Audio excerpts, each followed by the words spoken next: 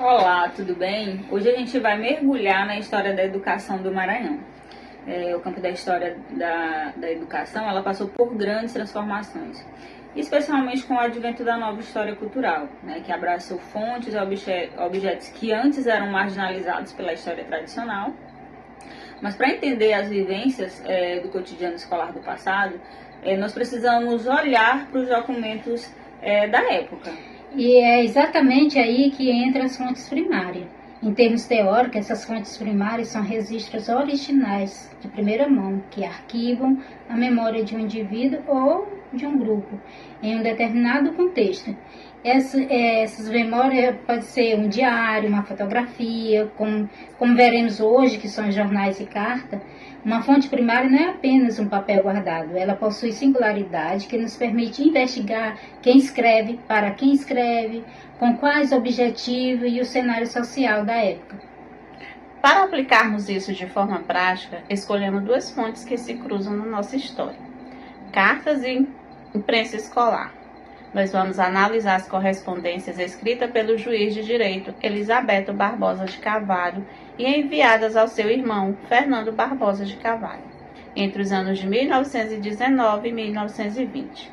Fernando era professor e fundador do Externato Codoense na cidade de Codó e publicava essas cartas no jornal A Escola, o órgão de imprensa da instituição.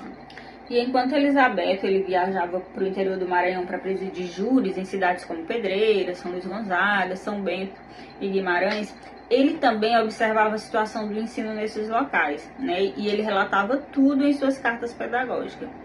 E ele publicava isso no jornal não apenas como um acaso, né? Mas ele via ali uma estratégia do Externato Codoense para propagar seus ideais, combater o analfabetismo e também defender o rigor físico e moral republicano.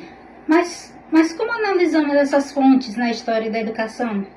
Em uma pesquisa, nós olhamos para a intencionalidade do documento. A narrativa construída por Elisabeto visava produzir efeitos de comparação entre as cidades e fazer denúncias públicas. Por exemplo, ao analisar a carta sobre a cidade de Pedreira, de junho de 1919, o pesquisador percebeu o descaso. Elisabeto denuncia que as escolas estavam vazias por falta de confiança nos professores. Cita a leitura de um pasquim inadequado e até mesmo de prática de jogo do bicho no ambiente escolar. Além disso, a fonte nos revela a valorização da instituição cívica da época. Elisabeto fica indignada ao relatar que, em Pedreiras, não havia sequer uma bandeira brasileira no município para festejar a abolição dos escravos.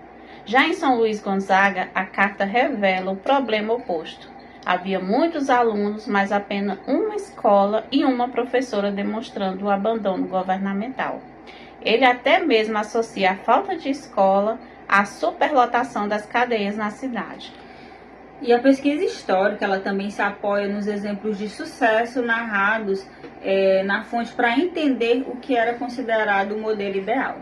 Na carta sobre São Bento, de 1920, a cidade ela é elogiada por ter um povo que consagra cuidado à educação, o que, na visão do autor, gerava homens de grande empreendimento, tanto cívico e úteis à pátria.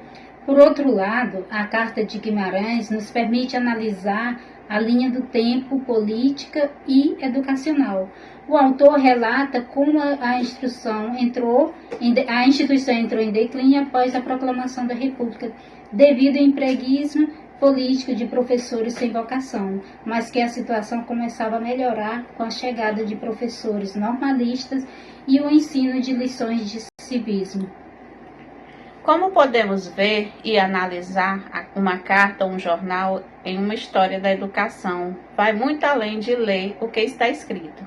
É necessário examinar a correspondência como um testemunho histórico, através das palavras trocadas entre dois irmãos de elite ilustrada maranhense.